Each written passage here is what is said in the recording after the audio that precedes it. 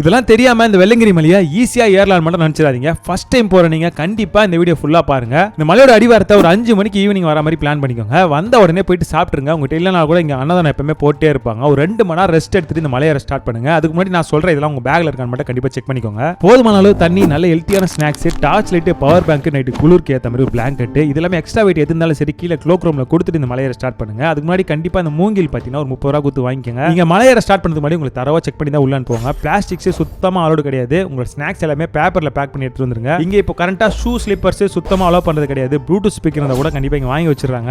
7 ல இருந்து 8 மணிக்குள்ள இந்த மலை ஏற மாதிரி பிளான் பண்ணிக்கோங்க. மொத்தம் 7 மலை நீங்க ஏற மாதிரி இருக்கும். இல்ல 1வது மலையும் 7வது மலையும் ரொம்ப கொஞ்சம் டஃபா இருக்கும். அப்படியே நீங்க மலை ஏற ஆரம்பிச்சீங்கன்னா அந்த 1வது மலை கம்ப்ளீட் பண்ணும்போது விநாயகர்களை போய் ரீச் பண்ணுவீங்க. இங்க நிறைய கடைகளும் இருக்குங்க. உங்களுக்கு தேவையானது எதனா வாங்கினா வாங்கிக்கலாம். ஆனா கண்டிப்பா கேஷ் எடுத்துட்டு வாங்க. ஜிபே நம்பி மட்டும் வந்துடாதீங்க.